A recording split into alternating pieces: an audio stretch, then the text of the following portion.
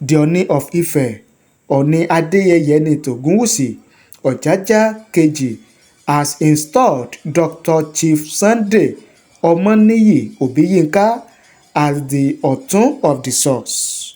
The installation, which was performed by the Oni, who is also the permanent co-chairman of the National Council of Traditional Rulers of Nigeria, NCTRN, was held on Sunday.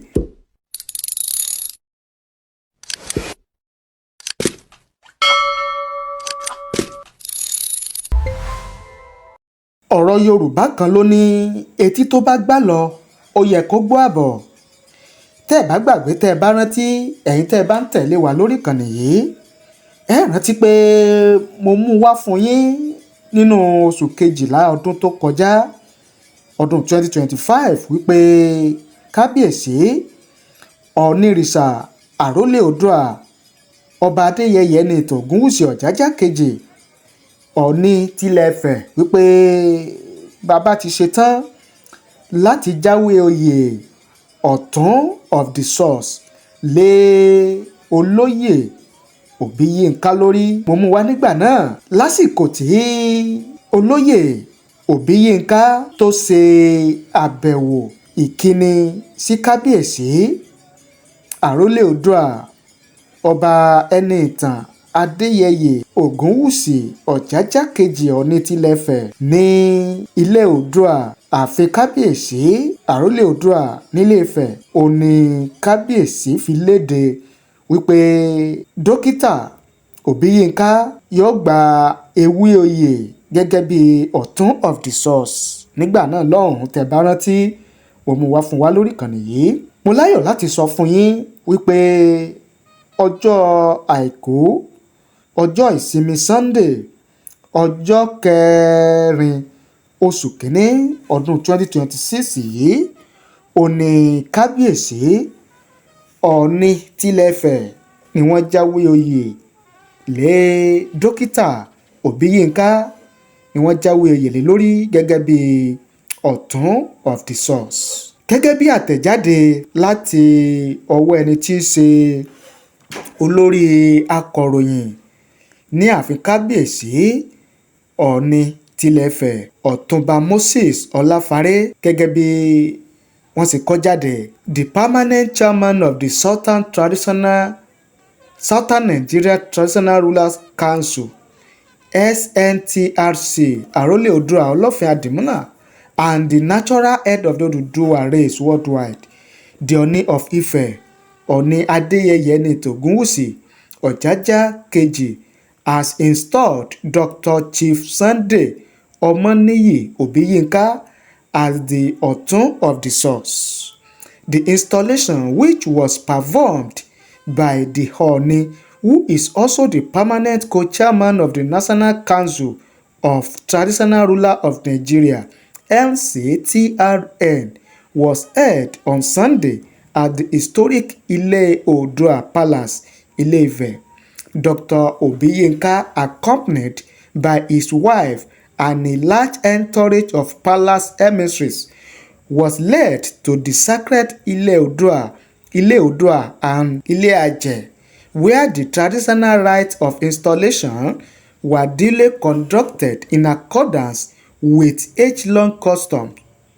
Therefore, the Oni offered special prayers for the newly installed Ọ̀tún at the palace. As part of the installation ceremony, Dr. Obiyinka was presented with symbols of authority, including the staff of office, traditional leaves, and ceremonial swords, signifying his responsibilities, loyalty, and service to the throne and the people of Ile-Ife. Speaking during the ceremony, the newly installed Ọ̀tún of the Source expressed profound gratitude to the Oni for finding him worthy of the honor. He described the installation as a call to greater service and commitment to the growth, unity, and development of Ile-Ife. Dr. Obiyinka noted that his ancestral ties to Ile-Ife run through both his maternal and paternal lineage, stressing that the title further deepens his lifelong connection and dedication to the credo of the Yoruba race. He pledged to uphold the values of integrity, service, and community development associated with the reverse tool of Oduduwa. He also appreciated the Ooni for his visionary leadership, peace-building efforts, and commitment to repositioning Ile-Ife as a center of culture, investment, and economic prosperity, while assuring the monarch of his continued support for all initiatives aimed at advancing the ancient city. Responding, Ooni Ogunwusi congratulated Dr. Obiyinka on his installation and charged him to continue his good deeds and contribute meaningfully to the development of Ile-Ife. The Ooni expressed satisfaction with Obiyinka's track record in business and community service, encouraging him to attract more investment and establish companies in Ile-Ife to create jobs and boost the local economy. The installation ceremony attracted prominent dignitaries, palace chiefs, traditional rulers, community leaders, and well-wishers from across different walks of life who gathered to celebrate the elevation of Dr. Obiyinka and witness the colourful cultural rites. Gẹ́gẹ́ bí àtẹ̀jáde yẹn bó ṣe tẹ̀ wá lọ́wọ́, òun náà ni ẹgbọ́n tí a mú wá fún yín yẹn, léyìí tí ó ń ṣàlàyé bí ètò ìfinijoyè ìjáwé oyè léni lórí tí kábíyèsí Ọọ̀ni tilẹ̀ Ifẹ̀ ọba Adéyẹyè Ògúnwùsì Ẹniìtàn Ọ̀jájá kejì Ọọ̀ni tilẹ̀ Ifẹ̀ tí wọ́n ṣe fún Dr. Ọmọnìyí Òbíyínká gẹ́gẹ́ bí olóyè ọ̀tún of the source. Ẹ wá jẹ́ kí n mú fídíò tí a tún padà rí lórí ìṣẹ̀lẹ̀ bí àwọn kan bí wọ́n ṣe lọ sun ilé màmá oníṣẹ̀ṣe, ìyá oníṣẹ̀ṣe kan ní àdúgbò ìsàlẹ̀ Kókò nílùú Ìlọrin ní ìpínlẹ̀ Kwara. Ohun tá a tún padà rí, ohun tá a tún padà ń gbọ́, òun náà ni mo ní kí n mú wá fún yín. Mo sì kẹ́fẹ́ kẹ́ ẹ farabalẹ̀ kẹ́ ẹ jẹ́ ká jọ gbọ́ láti bẹ̀rẹ̀ títí dé parí. Ṣùgbọ́n kí n tó mú fídíò yẹn wá fún yín, ẹ jẹ́ kí n dé iléeṣẹ́ S2 Ultimate Herbal International ká wò ó ká gbọ́ ohun tí wọ́n ní fún wa. Tí n bá wá padà dé kí n wá mú fídíò yẹn wá fún yín. Ẹ mọ́ tì lọ, mo sì wà lórí ètò. Ẹ kú kalẹ̀, mo ń padà bọ̀. Ìròyìn ayọ̀ ni mo mú wá fún wa láti ilé S2 Ultimate Herbal International Limited tí wọ́n fi tewétegbò láti fi ṣe ìwòsàn fún oríṣiríṣi àìsàn tí ó ń bá ọmọ aráyé fínra, pàápàá jùlọ àìsàn bíi high blood pressure tí à ń pè ní ìfúnpá gíga, bákan náà àìsàn ṣúgà tí à ń pè ní diabetes, àìsàn sánọgun tí à ń pè ní arthritis àbí rheumatism, ọgbẹ́ inú tí à ń pè ní ulcer, àbí ẹnikẹ́ni tó bá ní oyún ìju tí à ń pè ní fibroid. A dẹ̀ tún ní oògùn fún àwọn èèyàn tó jẹ́ pé wọn kì í rí oorun sùn déédéé, yálà ìrorun sùn wọn bóyá àìsàn kan ló ń bá wọn fínra àbí bóyá àgbà ló tiẹ̀ ti dé. Tewétegbò wà tí NAFDAC tí wọ́n fi ọwọ́ sí tí à ń tà ní ilé iṣẹ́ wa ní ibí báyìí. Àbí èèyàn tó jẹ́ wípé hormone system wọn kò fi bẹ́ẹ̀ kún tó, a ní àwọn hormone booster ní oríṣiríṣi. Àbí bóyá ibà òun ló tiẹ̀ ń bá àtọmọdé àtàgbà tó ń bá fínra ni, ẹ kàn sí wa ní ilé iṣẹ́ wa ní S2 Herbal International Limited. Àbí ikọ́ ni, oríṣiríṣi ikọ́ tí ò bá tiẹ̀ jẹ́, ìbáà jẹ́ ikọ́ gbígbẹ ni àbí ikọ́ fée, àbí àwọn ikọ́ asthma, oríṣiríṣi oògùn tí ẹ lè lò sí òun ló wà ní S2 Ultimate Herbal International Limited.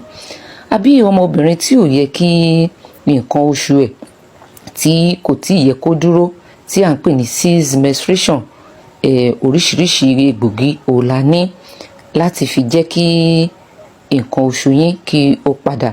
Àbí ìwọ ọmọkùnrin tó tiẹ̀ jẹ́ wípé ìdákọ́lẹ̀ òjò gbádùn, àbí bóyá low sperm count ò lo ní, ẹ má dagunlá, ẹ kàn sí wa ní ilé iṣẹ́ wa ní S2 Ultimate Herbal International Limited.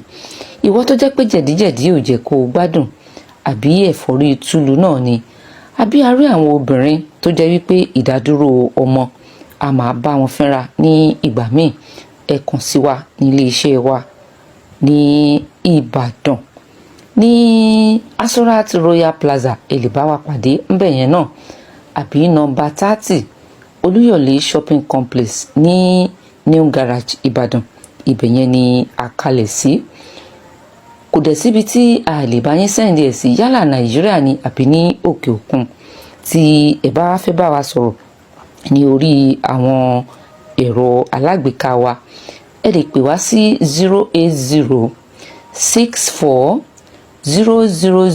08064000204, lẹ́ẹ̀kan sí 08064000204, àbí kẹ́ ẹ pè wá sí 0704-079-0153, lẹ́ẹ̀kan sí 0704-079-0153. èyíkéyìí tí ẹ bá pè wá sí nínú nọ́mbà wa, ẹ rí i pé à á gbé lẹ́sẹ̀kẹsẹ̀. Àwọn èèyàn tí wọ́n bá fẹ́ rà á ní àtàtúntà, àyè wà fún wọn náà láti kàn sí wa ní ilé iṣẹ́ wa ní S2 Ultimate Herbal International Limited. Mo fẹ́ fi dá wa lójú wípé gbogbo àwọn egbògi wa kò ní ó ní òǹtẹ̀ NAFDAC nínú, tí kò dẹ̀ ní side effect tí à ń wò yí pé àwọn tó lóyìnbó ń gbà míì a máa ní.